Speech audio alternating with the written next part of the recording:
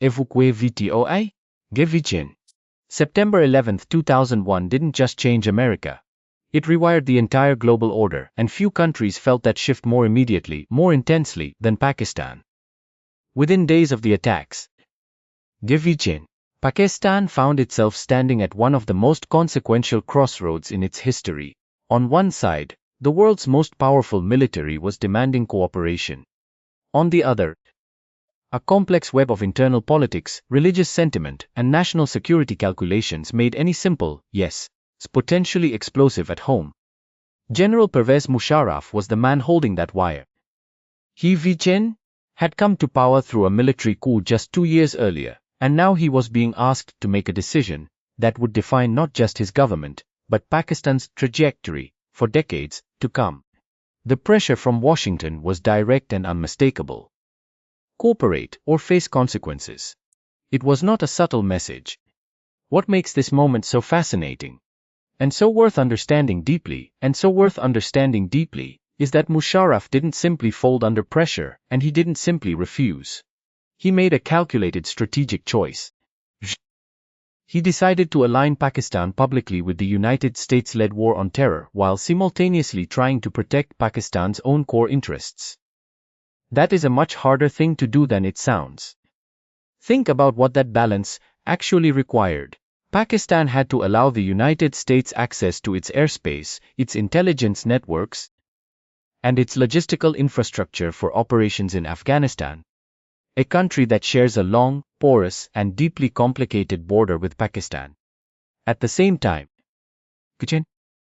Musharraf had to manage a domestic audience that included powerful military factions, religious political parties, and ordinary citizens who were deeply skeptical of American intentions in the Muslim world. The deal Pakistan struck came with real material benefits. Financial assistance began flowing in. International sanctions that had been imposed after Pakistan's nuclear tests in 1998 were lifted. Military aid and equipment followed.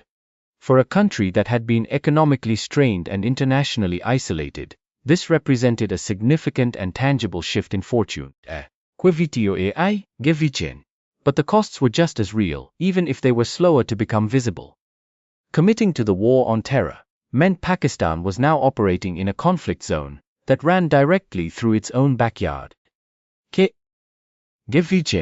The tribal regions along the Afghan border became a theater of global geopolitics in ways that would generate consequences for years. And through all of this, Pakistan never stopped investing in its own strategic capabilities. Missile development continued. Defense modernization moved forward. Whatever the external pressures,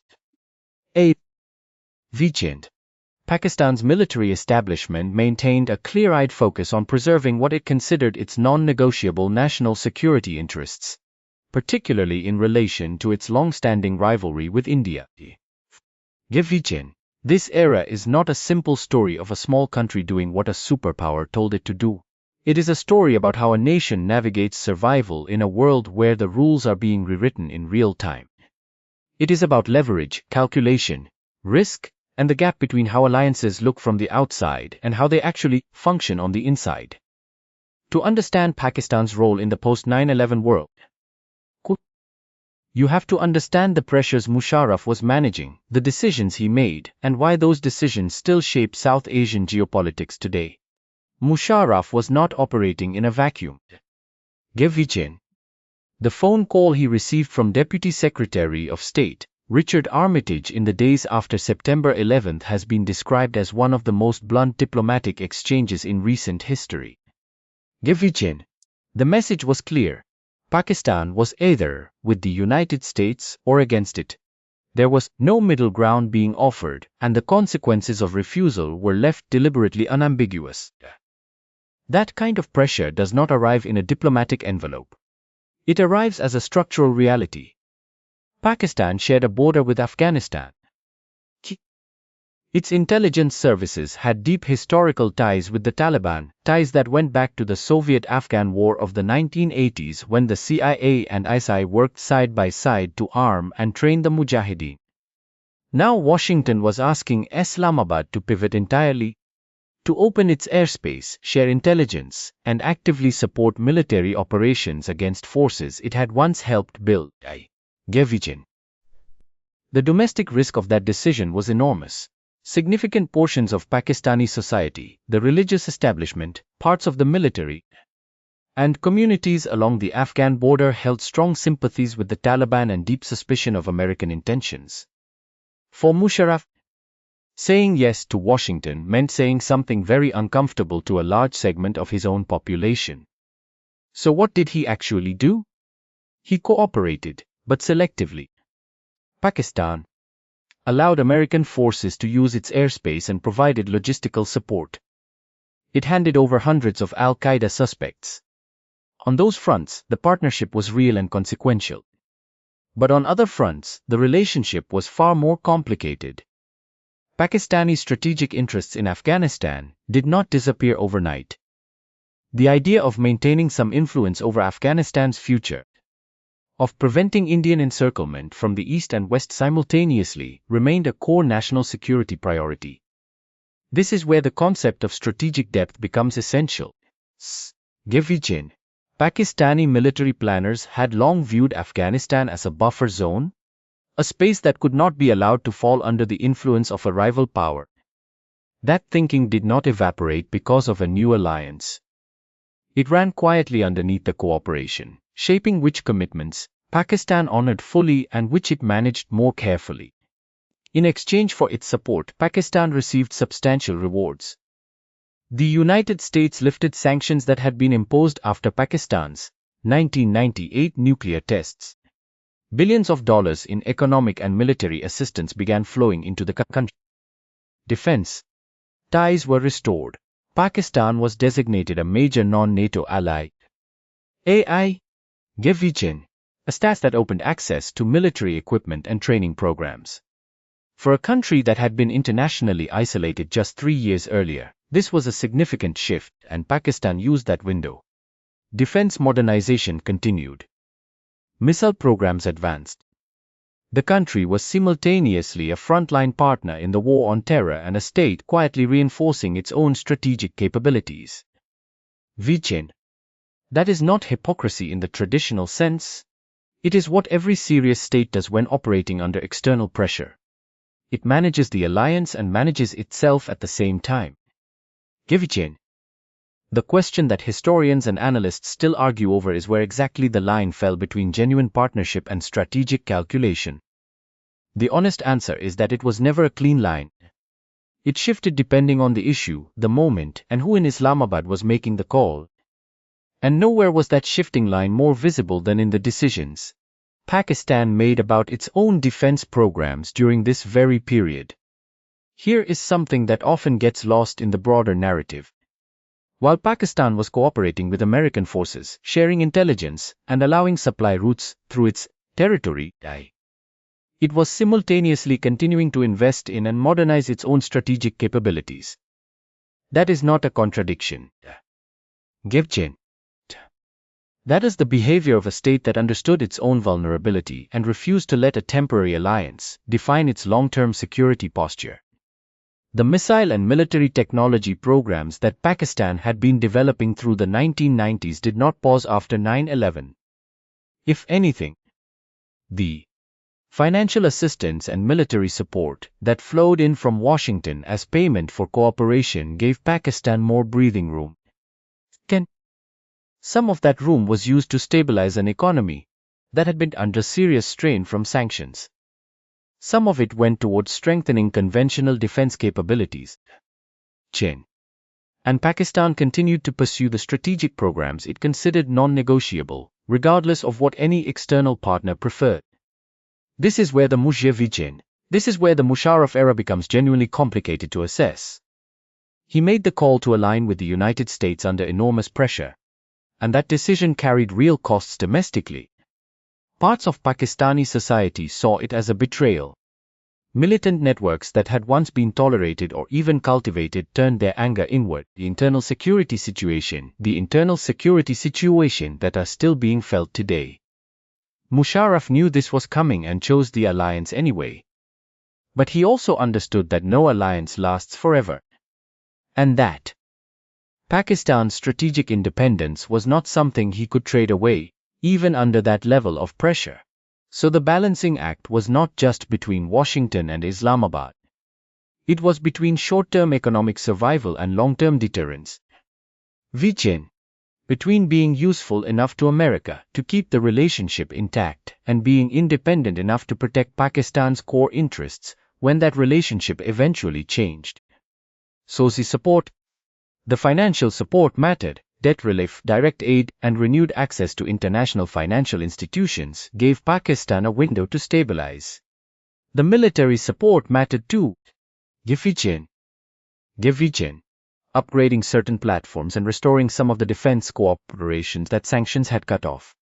But Pakistani planners were clear-eyed about the limits of that support. It came with conditions, with surveillance, and with an American agenda that was not always aligned with Pakistani priorities in the region. What makes this period so important to study is that it reveals how middle powers actually operate in a unipolar moment. Pakistan was not simply a client state following orders. It was a nuclear-armed country with its own regional interests, its own threat perceptions, and its own calculations about what it needed to survive the decade. The cooperation was real. The resistance was also real. Both existed at the same time, often driven by the same government, sometimes by the same person.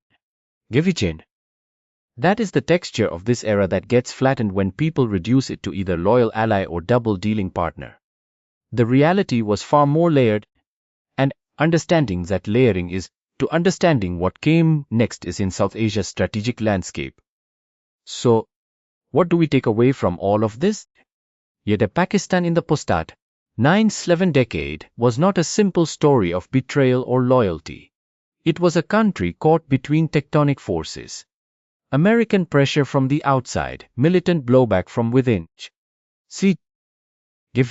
And a military establishment that had its own long-term vision for regional security that did not always align with Washington's. Musharraf's decision to cooperate with the United States was not made from a position of strength. It was made under duress, with a phone call that left very little room for refusal. And yet Pakistan did not simply hand over everything. It calculated, it negotiated, it protected certain assets while sacrificing others.